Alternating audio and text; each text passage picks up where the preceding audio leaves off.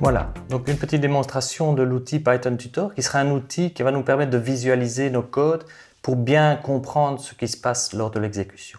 Donc pour cela, ce que je vais faire, c'est ouvrir un navigateur web et me connecter sur la page pythontutor.com. Alors, cette page explique ce qu'est l'outil et me propose de visualiser mon code. Donc je clique sur le bouton Visualize. Et là, j'arrive dans une fenêtre qui me demande en particulier d'établir un certain nombre de paramètres, en particulier quel langage est-ce que je veux simuler, ici du Python 3.6. Autre chose ici, le paramètre qui me demande qu'est-ce que vous voulez faire. Eh bien, on va voir que Python Tutor va faire ce qu'on appelle les diagrammes d'état qui représentent les différentes variables et valeurs qui sont utilisées dans le code. Et puis quand j'ai fini, le reste je ne vais pas changer, quand j'ai fini de modifier les paramètres, je peux encoder mon programme Python. Alors ici, j'ai un petit peu triché, j'ai déjà copié le code que je voulais exécuter. Donc c'est le code du calcul de la circonférence et de l'aire d'un disque dont le rayon est lu sur input. Quand j'ai fini de réaliser mon code, je peux cliquer sur le bouton Visualize Execution. Donc c'est ce que je fais. Donc là, il s'initialise et voilà, cette fois-ci, ça prend un peu plus de temps que habituellement. Et il me redonne mon code avec une flèche rouge disant voilà, l'exécution va commencer ici. Donc Python Tutor, en fait, c'est une sorte d'interpréteur, mais pas vraiment. En fait, c'est quelque chose qui va me permettre de regarder étape par étape comment fonctionne mon programme. Et donc, il me dit, voilà, vous en êtes ici. Et en particulier, j'ai une fenêtre qui me dit, oui, vous devez donner une valeur d'input. Donc, je tape 5.0. Je clique sur Submit, ce n'est pas le passage à la ligne habituelle, et ça simule l'input. Donc ça simule l'input qui est traduit ensuite en float et qui est assigné à la variable rayon. Et donc on obtient ici une fenêtre qui donne les différents inputs que j'ai tapés et les différents prints qui vont avoir lieu.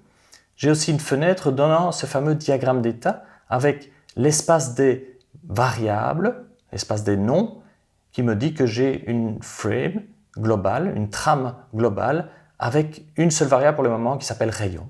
Et cette variable, en fait, est connectée, est liée, en fait, c'est le nom, ça référencie l'objet de type float qui vaut 5.0. Après, les boutons ici me permettent d'avancer ou de reculer en disant, voilà, qu'est-ce qui se passe si je demandais à mon interpréteur de continuer l'instruction suivante, qu'est-ce qui va se passer? L'interpréteur va calculer 2π fois le rayon et assigner le résultat dans la variable circonférence, circ, qui va être définie avec la valeur associée correspondant à un float qui vaut 31.4. Et ainsi de suite, je calcule l'aire. Ici, j'ai une nouvelle variable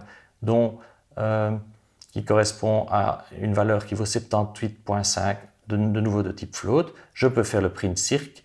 Je me rends compte que le prime, de nouveau, imprime avec une certaine erreur de troncature et le print de l'aire et le programme se termine. Donc après, je peux utiliser en cliquant les boutons First, Back, Forward et Last. Si je fais First, je vais revenir au début, mais il ne va plus me demander l'input. Il dit OK, je sais que vous avez introduit 5, etc. Si je vais directement à Last, il me donne le résultat du diagramme d'état et des prints à la fin de l'exécution.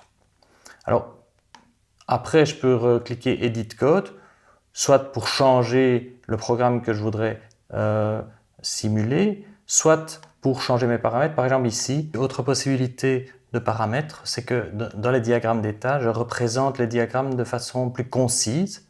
Donc en fait, je ne vais pas expliciter absolument tout.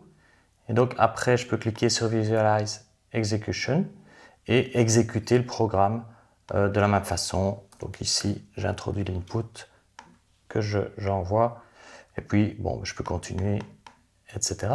Et on se rend compte que le diagramme d'état ici ne rend pas les objets complètement, mais intègre en fait dans l'espace des noms les différentes valeurs des variables. Ici, rayon qui vaut 5.0, circ 31.4, r 78.5, ça permet, disons, d'avoir un diagramme d'état plus concis, parfois plus clair, même si on n'a pas tous les détails de la façon dont les choses sont représentées et sont intégrées dans la mémoire lors de l'exécution du programme. Voilà.